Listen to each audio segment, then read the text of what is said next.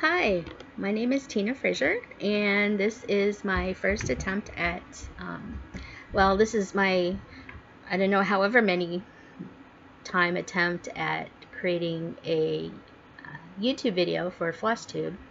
And I have been lurking for a few weeks now after coming across Stitch on Wheels Stitch with Me videos on YouTube where she mentioned Flosstube. So of course I had to look up Flosstube, and I've come across quite a few people on Flosstube that I have been watching and listening to at work, and I have decided to finally jump in and create my first video.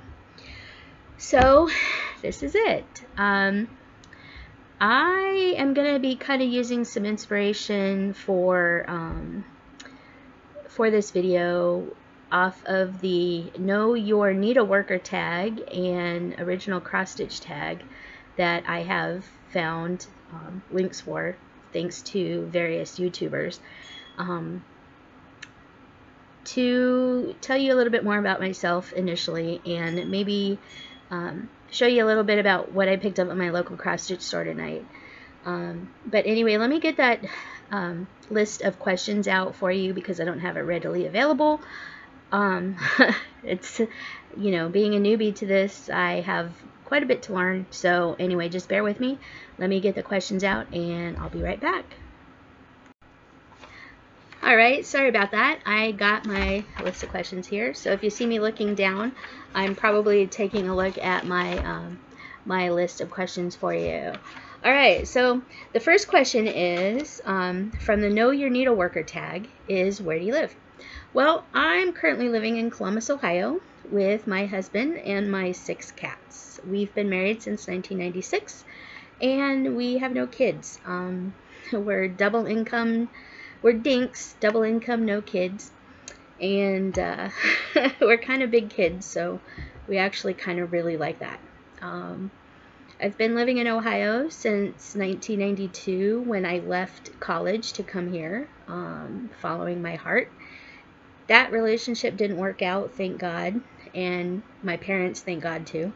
And anyway, so I've been in Ohio since 1992. I met my husband in 1994 and we got married in 1996. Prior to coming to Ohio, I was going to school at the University of Wyoming in Laramie, Wyoming. I started there in the fall of 1989 and stayed there until May of 1992. I was studying pharmacy at the time, and the School of Pharmacy was being reviewed for closure.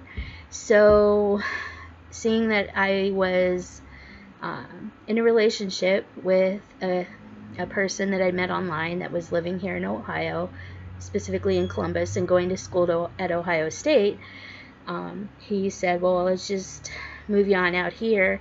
You can register for school at Ohio State and we can live together. So that's kind of what I did. Didn't work out. Ohio State was too expensive. I didn't finish school, you know, all that stuff. It wasn't exactly the best thing for me to do, but anyway. Prior to the fall of 1989, I was living in Norwalk, California. That's where I attended high school, out in California. Graduated in 1989 from Whitney High School in Cerritos, California. Go Wildcats. And that's pretty much been about it. All right. So question number 2 is, what do I do for a living? Well, I work outside of the home currently. Unfortunately, work has also been cutting way into my stitching time, and I kind of lost the stitching bug until fairly recently, and it's picking back up again. But anyway, I work outside the home for a major bank, and I'm doing basically quality audits for credit bureau disputes. Like, you know, people dispute something on their credit card accounts, their mortgage accounts, their student loan accounts, their auto loans, whatever. The people that process the disputes, we audit their work just to make sure that they're reporting everything okay. So that is what I do. All right, so question number 3 is favorite hobbies besides stitching. well, I have a lot of hobbies because I'm a crafter. I tend to like to do all kinds of crafty things.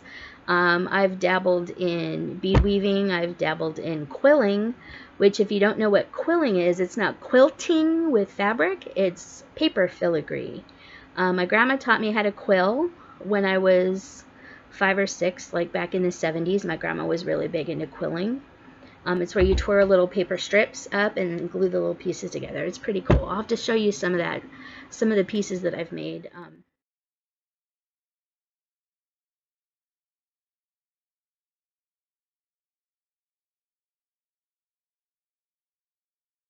In the last several years. More recently, I've gotten into crochet. I started. My mom has been really into crochet and knitting, and she joined a knitting guild out in California, where she still lives. And a couple of Christmases ago, my husband and I went out to California for the holidays, and I wanted her to teach me how to crochet. Well, we never had the time to, but I was watching YouTube videos and taught myself how to crochet. Found a couple Facebook groups to donate, like baby hats and, preemie hats and, hats that fit on little eggs because the babies are so tiny, those kind of things, and blankets. And I found a couple of groups to join and decided to start crocheting. And so I kind of dabble in that too. Have a couple of those projects going. That's kind of why I haven't really been stitching a whole lot. I mean, I take like 5 and 6 month breaks. But anyway, my husband and I, we also like to tent camp. I'm a geocacher, so I do geocaching, I do Munzie hunting. I volunteer for my local roller derby league. I've been with my roller derby league, the Ohio Roller Girls, or actually, it's now Ohio Roller Derby. I joined the league in 2005 as a skater, skated in the first home season in 2006. Retired to become a referee at the end of the season in 2006. Skated as a referee for about 3 years after that. Then kind of still skated on and off, but became an off skates official, doing like timekeeping and penalty keeping.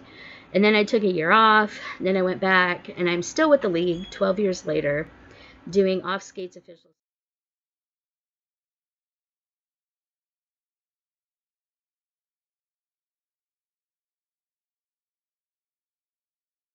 Like, running the scoreboard, keeping track of penalties, running the penalty box, doing all kinds of stuff like that. So that's one of my fun hobbies to do. Gets me out of the house. And I really like to read. I think that's one of the next questions. I like to read. My husband and I played board games. We love all kinds of board games, Euro games, games like Ticket to Ride, Settlers of Catan, things like that. Ticket to Ride is probably my favorite game and probably the one I'm the best at. But anyway, so we also like video games and hanging out with friends and going out to eat and just kind of generally hanging out and having fun. All right, so question 4, do we have any kids? No, we don't have any kids. Like I said before, we're dinks, double income, no kids, and we kind of like it that way. I think we're a little too selfish with stuff and wanting our own toys than to do that. Plus, we've been married 22 years in February, this coming February. It's September 13th, 2017 right now, so in February this coming year we'll have been married 22 years. As much as my mom would have liked to have us had kids, since I'm her only child, it just hasn't happened. Daycare is way too expensive, and neither one of us really want to take the pay cut to have one of us stay home and take care of the kids. Daycare is really expensive, and the thought of somebody else kind of raising our kids doesn't really sit well with us. So, and I'm the breadwinner by quite a lot right now, and I also carry our insurance. So if one of us was going to stay home, it would probably be him, but I just don't think we're necessarily ready for that lifestyle change. So we never had kids. All right, so question 5 is any pets? Yes, like I alluded to, we have 6 cats. We didn't always have 6 cats, but through the years, you know, we've gotten neighborhood cats fixed that showed up on our doorstep and had kittens, and they decided to stay. We picked up strays, you know, we brought home a cat from cat welfare after one of our other cats passed away. So we have 6 cats. Our oldest cat is Gur. She's a long-haired tabby. Our next oldest one is probably Halloween. He showed up on our doorstep on Halloween one year when we were still living in our apartment. We bought our house in 2007, and we lived down the street and around a corner in a townhouse for about 3 or 4 years before we bought our house in the same neighborhood. And my husband was passing out Halloween candy that night, and the cat came bounding up the street and sat on the porch with him, was real friendly, just kind of hung out. For the next couple of nights, my husband would go out to the front porch and smoke, and the cat would show up. And it got really cold a night or 2 later. Sorry, my nose is itching a little bit. Anyway, so we took him in that night. The next morning, we got up for work, and we were going to let him out, and the neighbor's like, "Oh, good, I'm glad you guys took him in. We were kind of wondering what happened to it." We found out that one of the people in the apartment one of the apartments down the street had let him out because he got too big, and he was no longer a cute kitten anymore, so they kicked him out of the house. So we ended up taking him in, we got him fixed, and he became Halloween because he showed up on our door. We call him Weenie. He's our only boy. Then we have Storm. She is a diluted calico. Diluted, D-I-L-U-T-E-D, diluted. She's mostly stormy gray with a couple of very light splotches of brown. When we bought our house, she had shown up looking for food, and she was very pregnant, so we got her fixed, and she decided to stay. So we have her, and then we have, so that's 3. We have Nico. Nico is a tortoiseshell calico that had a litter of kittens under our front porch, and we'd been feeding her. Once we found her and her kittens, we started feeding her to make sure that she had enough nutrition to feed her cats. And then she disappeared with her kittens for a couple of months. And at some point she showed back up because she knew we had food. And so we started feeding her again, and she was friendly enough that she let us pick her up, and we got her fixed, because that's what we do. We get the neighborhood cats fixed if they let us get close enough to pet them and they're friendly enough. So we kept her, and she's been with us now. And then a friend of ours who lives just east of downtown had a litter of kittens about 3 years ago in their garage. One of their neighborhood cats had a litter of kittens in their garage, and they posted a picture of the kittens on Facebook, looking for homes for them. And the one kitten had a half orange, half black face. And my husband took one look at them and said, "She's coming home with us." And I'm like, "Okay, sure." So we made arrangements, went over to their house. They brought out her and her sister that they had named Charmander because of the orange tabby tip on her tail. And my husband Dylan decided to call the half black, half orange tabby cat Harvey Dent. So I spell it Harvident, Harvey Dent, like Two-Face. So anyway, we decided that since the 2 of them were pretty inseparable, that we couldn't separate them, so we ended up bringing both of them home instead of just the one. So that's how we get our 6. We have Gur, Storm, Halloween, Nico, Harvey, and Charmander. There you have it. I will post pictures some point hopefully, so you can see them all. It's not always easy for them to be all together at once, but I will post some pictures later so you can get an idea for them.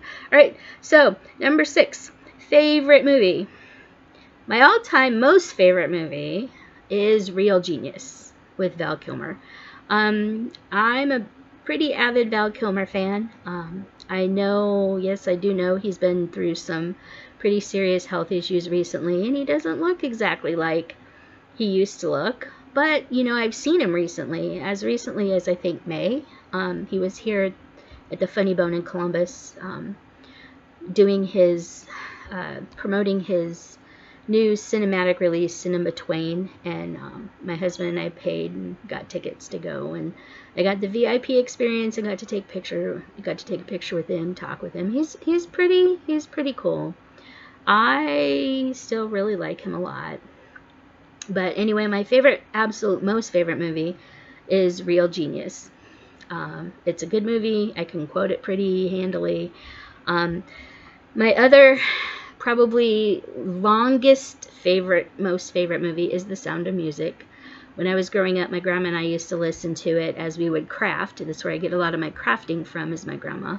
So I've probably been watching The Sound of Music since I was like 4 or something, you know, real little. And I sing along, and it's just my favorite movie. Alright, so my favorite TV show. I am a pretty long-time fan of ER. It took me a long time to really get into Grey's Anatomy, but Grey's Anatomy's been pretty good so far, but I really, really, really have missed ER. If it would ever come back, I would be like ecstatic. But right now, most of the programs that I watch tend to be Survivor. I watch the American Idol tryouts just because I think the tryouts are fun, but I'm not really big into American Idol. And of course, it's no longer being produced. I watch Big Brother, if I think about it. Some of those other shows like that I've gotten into. Downton Abbey was another pretty favorite thing of mine. And I'm also watching the Outlander series on Starz. I've read the books, my favorite books. And but that's in a couple of questions from now. Anyway, all right, question 8, my favorite music. I listen to quite a lot of music. I listen to 80s music because, of course, I was in high school in the 80s, and, well, you know, all the 80s music I listen to. I listen to Garth Brooks. I listen to some of the older new country, you know, from the 80s and 90s. I listen to some of the new country. I listen to some new music, you know.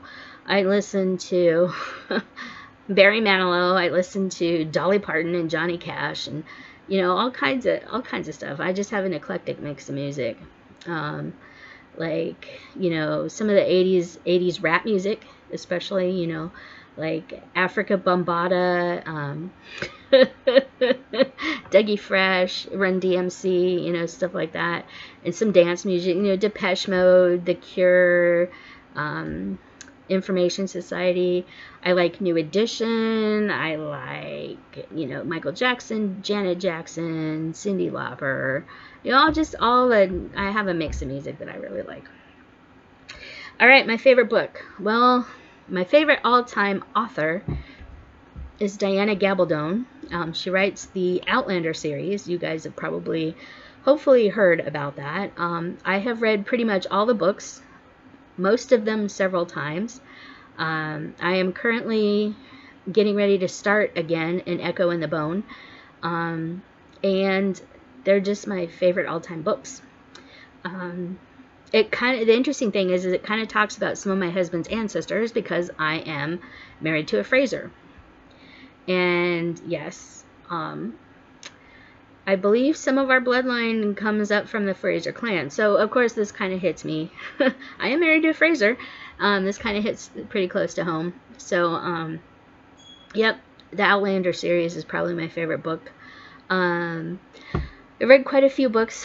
You know, in high school we read Roots and Les Miserables, and, you know, Lord of the Flies and To Kill a Mockingbird, you know, of course, all those classics. In college, we read Jack Kerouac on the road. We read all kinds of stuff, but I think the one that I've reread and reread again the most is the Outlander series. I've recently got into published historical diaries. Like I am reading Nella Last's piece.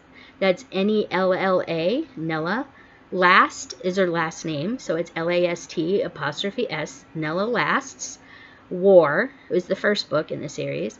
Nella Last's Peace, and Nella Last in the 1950s, I think, is the one after that. But Nella Last's War is her diary entries.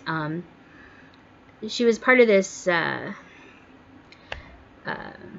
organization, I guess, or this group that was enlisted, not really enlisted, but they were volunteers that would write daily journal entries about life experiences during World War II. And a lot of these experiences were published in books. So I've been reading that. I'm most of the way through Nella Last's piece right now, and I'm really enjoying it. I have since found a couple other historic published diaries that I can talk about later.